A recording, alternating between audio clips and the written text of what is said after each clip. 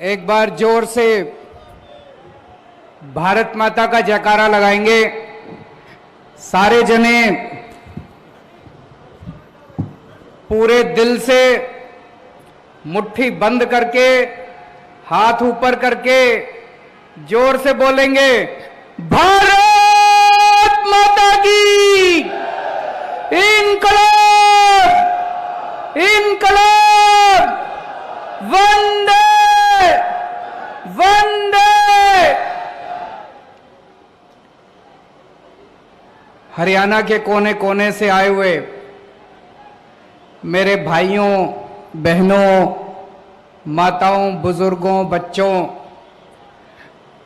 आप सब लोगों को अपने भाई, अपने बेटे का नमस्कार, सबको मेरा प्रणाम। सबसे पहले तो मैं उन 300 से ज्यादा शहीदों को नमन करता हूं। अभी हमने उनको यहां पे श्रद्धांजलि दी, लेकिन पूरे देश की तरफ से उन 300 लोगों की शहादत को नमन करता हूं, जिन्होंने किसानों के लिए संघर्ष करते करते खुशी खुशी अपनी जान गंवा दी। अब हमारी जिम्मेदारी है, पूरे देश की जिम्मेदारी है, आपकी जिम्मेदारी है, मेरी जिम्मेदारी है, उनकी शहादत बेकार नहीं होनी चाहिए। अब अंत तक लड़ना है, लड़ोगे? अंत तक लड़ना है, उनकी शहादत बेकार नहीं होनी चाहिए। अभी पता चला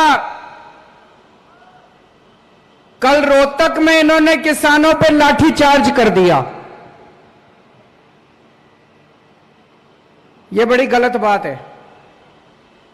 जिस देश के अंदर किसानों का सम्मान नहीं है, वो देश कभी प्रगति नहीं कर सकता। किसानों का साथ देना चाहिए सरकारों को कि किसानों के ऊपर लाठीचार्ज करना चाहिए। हम कड़ी निंदा करते हैं इसकी, और आज पूरे हरियाणा में बता रहे हैं किसानों ने चक्का जाम कर रखा है। हम किसानों के इस संघर्ष का समर्थन करते हैं। मैं अभी जब आया मेरे को भी काफी टाइम लग गया, कई जगह से मेरे को घूम के आना पड़ा, लेकिन मेरे को कोई तकलीफ नहीं है। अभी मेरे को पता चला है कई सारी बसें, कई सारे लोग जो आज यहां सभा में आना चाहते थे,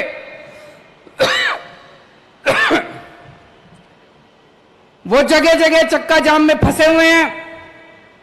मैं उनसे माफी मांगना चाहता हूं कि हमें अब ये सभा शुरू करनी पड़ी, नहीं तो कई लोग जो 11 बजे के आके बैठे हैं उनको भी वापस जाना था।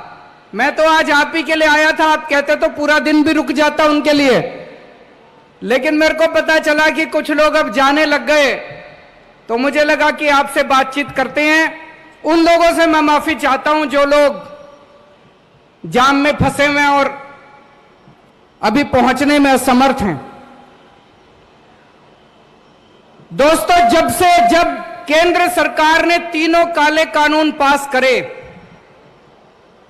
पूरे देश के किसान दुखी हो गए, पूरे देश के। लेकिन सारे किसान ये सोच रहे थे कि कौन आगे बढ़ के संघर्ष करे, कौन आगे बढ़ के इसका बीड़ा उठाए। तब पंजाब और हरियाणा के किसानों ने आगे बढ़ के पूरे देश के किसानों का नेतृत्व किया। अभी थोड़े दिन पहले मैं पंजाब होके आया, पंजाब में भी किसान महापंचायत करी, पंजाब के किसानों का धन्यवाद करके आया। आज मैं हरियाणा में आया हूं, हरियाणा के किसानों का धन्यवाद करने के लिए कि पंजाब और हरियाणा के किसानों ने नेतृत्व करके इस पूरे किसानों के संघर्ष का नेतृत्व किया और देश के सारे किसानों की आवाज बुलंद की आप लोगों ने इन तीनों काले कानूनों के खिलाफ। सारा देश आपके साथ है। ये मीडिया वाले दिखाएं ना दिखाएं, चिंता मत करना। कोई कुछ भी कहे, चिंता मत करना। मैं तो आम आदमी से जुड़ा हुआ हूं। सारा देश आपके साथ है, सारे देश के किसान आपके साथ हैं। हो सकता है गुजरात का किसान दिल्ली के बॉर्डर पे ना पहुंच पाए, हो सकता है तमिलनाडु का किसान दिल्ली के बॉर्डर पे ना पहुंच पाए, हो सकता है असम का किसान दिल्ली के बॉर्डर पे ना पहुंच पाए, पर यह मत सोचना कि वो किसान आपके साथ नहीं है। रोज सवेरे इस देश का हर किसान दिल्ली के बॉर्डर के ऊपर बैठे हुए किसान के लिए प्रार्थना करता है, दुआ करता है कि हमारे संघर्ष में हमारा ये संघर्ष सफल होना चाहिए।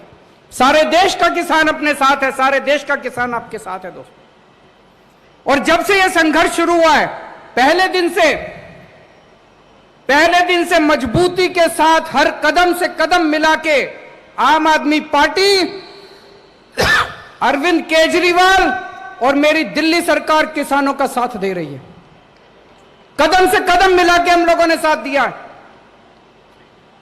मेरे को याद है जब किसानों ने, पंजाब और हरियाणा के किसानों ने दिल्ली की तरफ कूच करा था, दिल्ली बॉर्डर की तरफ आ रहे थे, तो हरियाणा सरकार ने जगह जगह आंसू गैस के गोले छोड़े, जगह जगह बैरियर लगा दिए, उनके ऊपर लाठीचार्ज करा।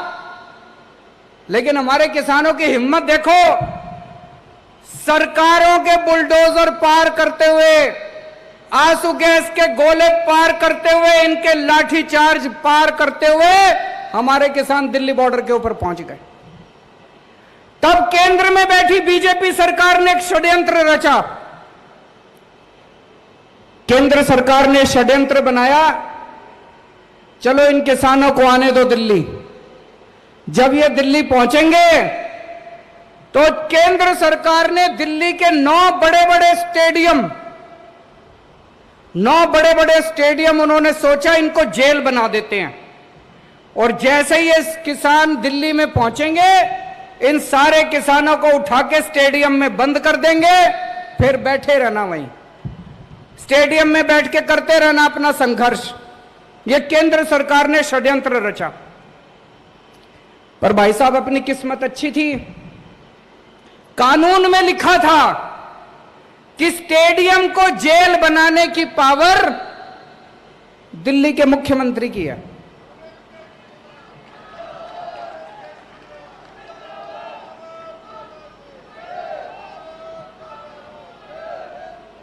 कानून में लिखा था कि स्टेडियम को जेल बनाने की पावर दिल्ली के मुख्यमंत्री की है।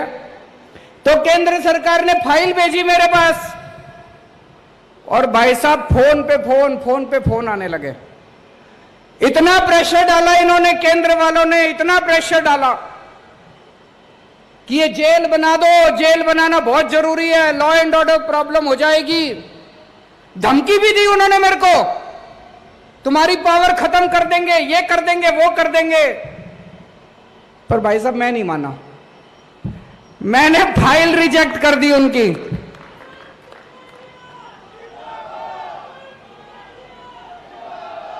मैंने फाइल पे लिख दिया कि किसानों का आंदोलन सही है, किसानों की मांगे जायज हैं, किसानों की मांगे तुरंत मानी जाएं, और दिल्ली पुलिस का यह प्रस्ताव कि दिल्ली के स्टेडियम जेल बनाए जाएं, यह प्रस्ताव खारिज किया जाता है। और मैंने फाइल उनकी वापस भेज दी। भाई साहब इतना नाराज हुए, ये इतना नाराज हुए, मेरे से इतना गुस्सा हुए, आग बबूला हो गए केंद्र सरकार, बीजेपी वाले।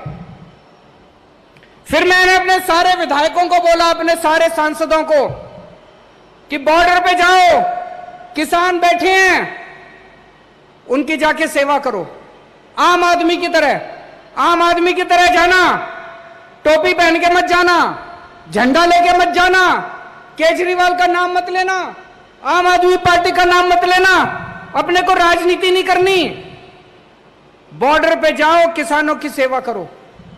हमने लंगर लगवाए, दिल्ली सरकार की तरफ से पानी का इंतजाम करा, टॉयलेट का इंतजाम करा। एक दिन कुछ किसान भाई आए मेरे पास, बोले जी वहां पे सिग्नल कमजोर है, घर पे बात नहीं हो पाती, गांव में बात नहीं हो पाती।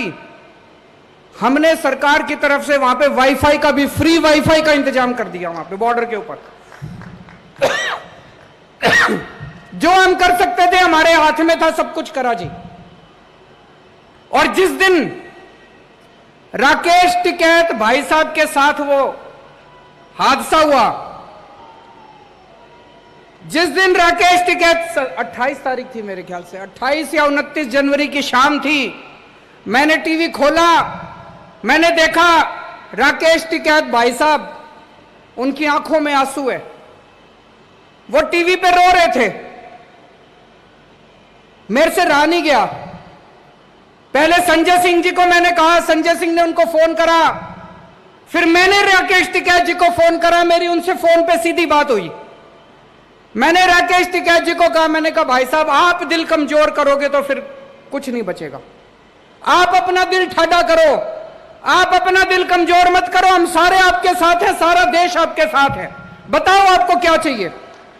बोले जी ये योगी सरकार ने हमारी बिजली बंद कर दी, योगी सरकार ने हमारा पानी बंद कर दिया, योगी सरकार ने हमारे टॉयलेट बंद कर दिए। मैंने कहा चिंता मत करो, 1 घंटा दो, 1 घंटे के अंदर आपके लिए मैं भिजवाता हूं दिल्ली से।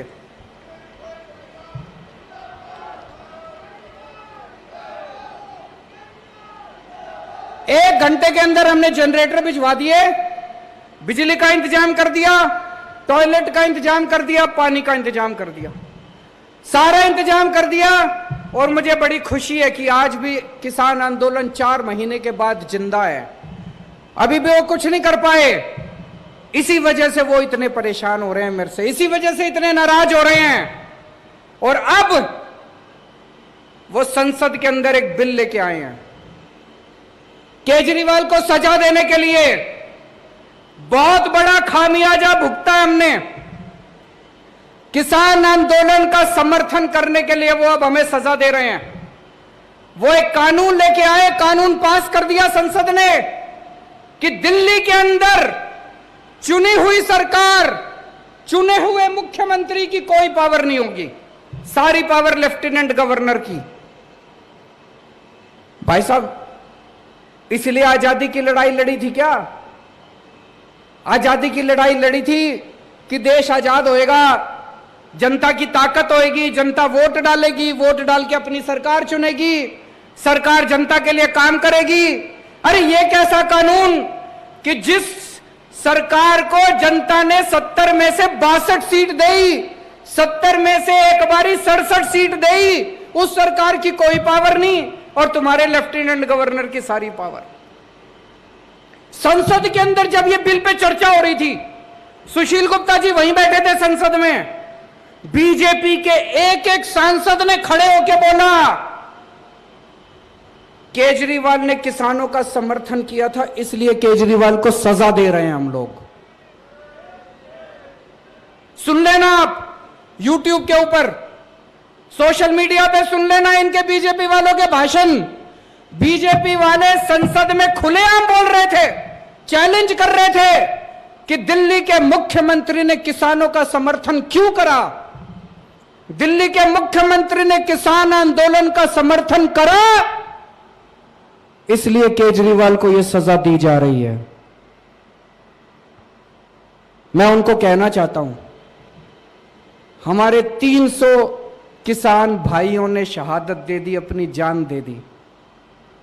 इस किसान आंदोलन के लिए अगर केजरीवाल की जान भी चली जाए,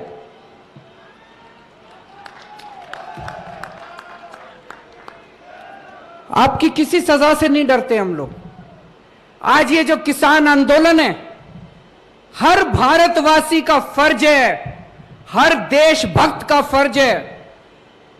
जो कहता है मैं भारत से प्यार करता हूं, उसका फर्ज है कि किसान आंदोलन का साथ दे।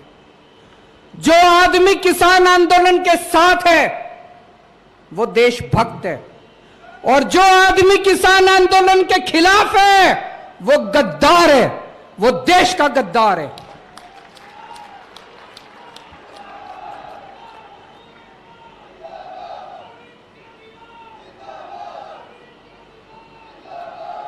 इस किसान आंदोलन को सफल बनाने के लिए केजरीवाल को जो भी कुर्बानी देनी पड़ेगी, आज मैं इस मंच से आप लोगों को कहना चाहता हूं, मैं हर कुर्बानी देने के लिए तैयार हूं।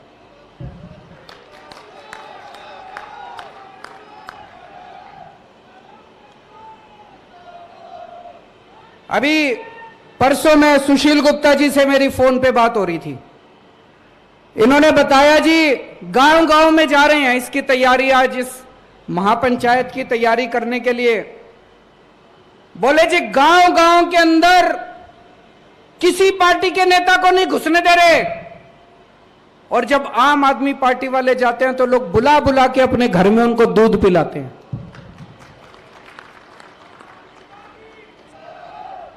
जिन गांव के अंदर दूसरी पार्टी के नेताओं का घुसना मना है, जिन इलाकों के अंदर दूसरी पार्टी के नेताओं को दौड़ा दौड़ा के भगाया जा रहा है, वहां पे आज आम आदमी पार्टी के कार्यकर्ता को इज्जत बख्शी जा रही है। पूरे देश के अंदर आज सब लोग एक ही बात कह रहे हैं कि आम आदमी पार्टी किसानों की पार्टी है। अगर किसानों का कोई भला सोचता है तो आम आदमी पार्टी सोचती है। मेरे लिए यह सबसे खुशी की बात है, मेरे लिए यह बड़े सम्मान की बात है। इससे बड़ा मेरे को और मेडल नहीं चाहिए कि आज किसान मेरे को अपना छोटा भाई मानते हैं, आज किसान मेरे को अपना बेटा मानते हैं, आज किसान मेरे अंदर अपना हितैषी देखते हैं। मेरे लिए इससे बड़ी बात नहीं हो सकती दोस्तों। इसकी जो सजा देना चाहती है केंद्र सरकार मेरे को सजा दे, मेरे को इसकी कोई परवाह नहीं है।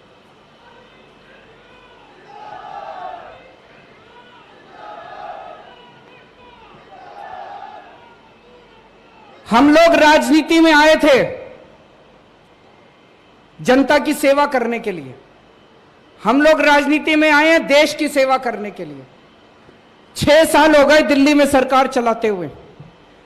6 साल में आप लोग भी जानते हो कि खूब काम किए हैं दिल्ली के अंदर। स्कूल बनवाए हैं, अस्पताल बनवाए हैं, दिल्ली में बिजली मुफ्त हो रही है, पानी मुफ्त हो रहा है, महिलाओं की बसों का में किराया नहीं लगता। औरत अगर महिला बस में सफर करे उसका किराया नहीं लगता। खूब सड़कें बन रही हैं, खूब विकास हो रहा है दिल्ली के अंदर। आप तो जाते रहते हो दिल्ली, आपको पता होगा। और इन 6 साल में जब हम लोग दिल्ली का विकास कर रहे थे, बीजेपी वाले हर 6-7 महीने में कुछ ना कुछ अड़ंगा अड़ा के हमारी शक्तियां छीनते रहते हैं, शक्तियां छीनते रहते हैं। मैं बीजेपी वालों को कहना चाहता हूं, तुम्हारे पास तो खूब शक्तियां हो गई। अब बीजेपी तो इस देश की सबसे शक्तिशाली पार्टी है। केंद्र में भी उनकी सरकार, कितने सारे राज्यों में भी उनकी सरकार। इतनी सारी शक्तियां होने के बावजूद केजरीवाल ने दिल्ली में इतने स्कूल बनवा दिए, बीजेपी ने पूरे देश में मिलकर एक स्कूल नहीं बनवाया, एक कॉलेज नहीं बनवाया, एक अस्पताल नहीं बनवाया। बता दो जी, बनवाया हो तो? आप इतने जने आ रहे हो पूरे हरियाणा के कोने कोने से, आपके जिले में, आपके गांव में, आपके मोहल्ले में कोई स्कूल बनवाया हो? इन्होंने बंद जरूर करा दिए, कई स्कूल बंद करा दिए इन्होंने। गलत तो नहीं कह रहा भाई साहब? एक स्कूल नहीं बना। इतनी शक्तियां इनके पास, अपार शक्तियां, अपार साधन इनके पास, इतनी शक्तियां, इतनी सारी शक्तियां इन्होंने मेरी भी छीन ली। फिर भी इनसे एक स्कूल नहीं बना, एक अस्पताल नहीं बना, एक कॉलेज नहीं बना। मैं इनको कहना चाहता हूं बीजेपी वालों को, स्कूल और अस्पताल बनाने के लिए, जनता की सेवा करने के लिए शक्तियों की जरूरत नहीं होती, नीयत की जरूरत होती है।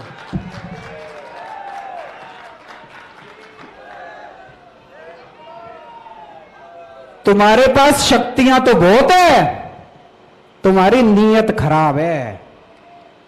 केजरीवाल के पास शक्तियां नहीं है, हमारी नीयत साफ है। तुम हमारी जितनी मर्जी शक्तियां छीन लो, ये दिल्ली के अंदर स्कूल बने थे और बनते रहेंगे, दिल्ली के अंदर अस्पताल बने थे और बनते रहेंगे।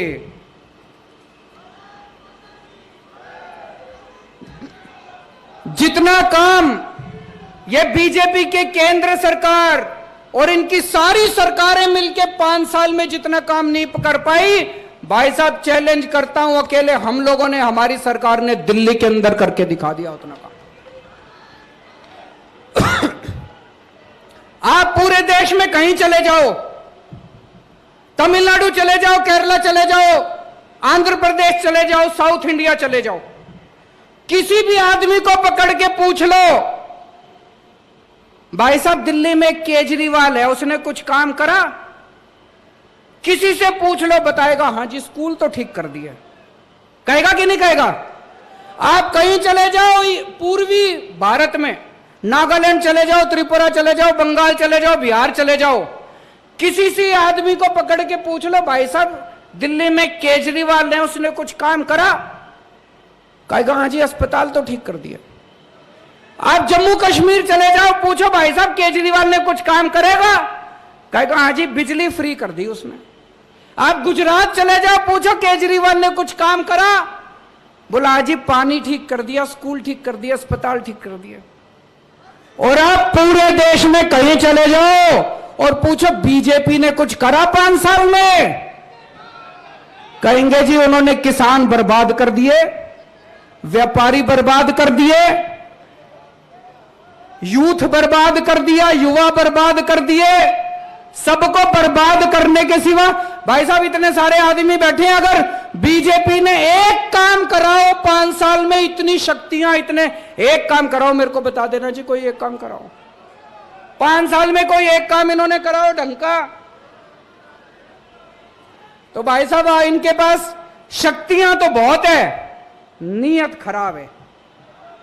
इन 75 साल में इस देश पे 2 ही पार्टियों ने राज करा, बीजेपी और कांग्रेस, 2 ही पार्टियों ने राज करा 75 साल में। आज देश की जनता पूछेगी कि अगर 5 साल के अंदर दिल्ली में स्कूल ठीक हो सकते हैं, तो 75 साल में बीजेपी और कांग्रेस वालों बताओ 75 साल में तुमने क्यों नहीं किए? आज देश की जनता पूछेगी कि अगर 5 साल के अंदर दिल्ली में बिजली 24 घंटे हो सकती है, फ्री मिल सकती है बिजली। भाई साहब दिल्ली में हर आदमी की बिजली फ्री कर दी, 24 घंटे कर दी। दिल्ली में अगर बिजली फ्री हो सकती है, 24 घंटे हो सकती है, तो बीजेपी वालों, कांग्रेस वालों बताओ तुमने 75 साल में क्यों नहीं करी? दिल्ली की जनता पूछेगी, इनसे सवाल पूछेगी, इनको जवाब देने पड़ेंगे। और ये सारे जने मिलके, ये सारे पार्टी वाले मिलके मेरे पीछे क्यों पड़े हैं? ये सारे जने मिलके मेरे पीछे इसलिए पड़े हैं, ये कहते हैं केजरीवाल भी हमारे जैसा हो जाए। इन्होंने 75 साल में सारे नेताओं ने, सारी पार्टी वालों ने मिलके केवल अपने घर भरे हैं, अपने घर भरने के सिवा कुछ नहीं करा। अगर मैं भी आज सत्ता में आने के बाद बदल जाता, आज भी आपके सामने वही केजरीवाल खड़ा है जो 10 साल पहले केजरीवाल था। इतना सा भी नहीं बदला मैं, उतनी ईमानदारी के साथ काम कर रहे हैं जो पहले काम करते थे। ये सारी पार्टियां चाहती है केजरीवाल भी हमारे जैसा हो जाए। ये चाहती है मैं भी अपना घर भी भरूं, थोड़ा मैं कमाऊं, थोड़ा इनको कमा के दूं, तो ये मेरी शक्तियां नहीं छीनते, तो ये मेरे खिलाफ नहीं होते। आज ये सारे मेरे खिलाफ इसलिए हैं क्योंकि मैं इनके जैसा नहीं बना। आज भी मैं देश की सेवा कर रहा हूं, जनता की सेवा कर रहा हूं।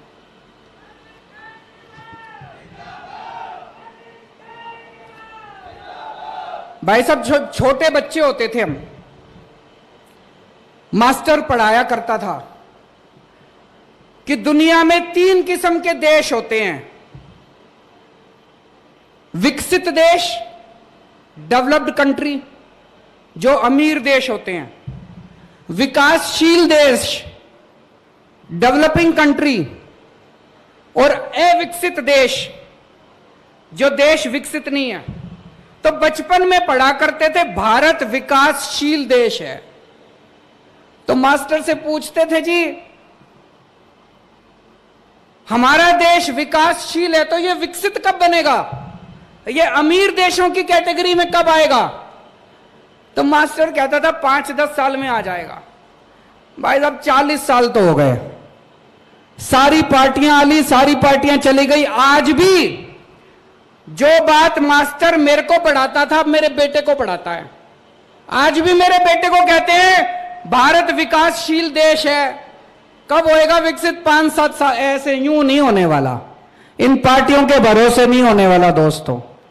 मेरी जिंदगी का तो एक ही सपना है, अपने जीते जी भारत को दुनिया का नंबर 1 देश बनाना है।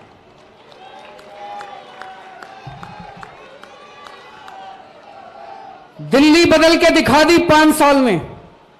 5 साल पहले दिल्ली का बुरा हाल था, आज दिल्ली की जनता इतनी खुश है और इतना प्यार करती है।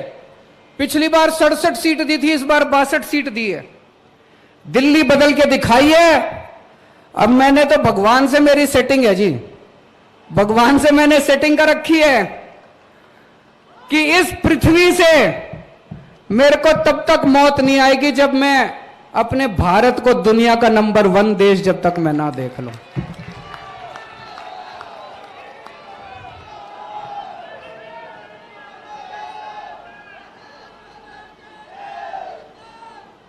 और यहां जितने किसान भाई आए हैं, उन सारे किसान भाइयों को मैं कहना चाहता हूं, ठाडे रहना, चिंता ना करना। दिल्ली में थारा छोरा बैठा है सीएम।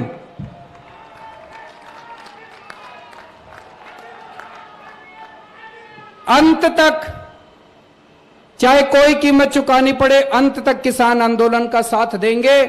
और दोस्तों, मेरा दिल कहता है समय लग जाए, लेकिन किसानों की मांगों के सामने, किसान आंदोलन के सामने बीजेपी को झुकना पड़ेगा, केंद्र सरकार को झुकना पड़ेगा, इनका गरूर खत्म होगा।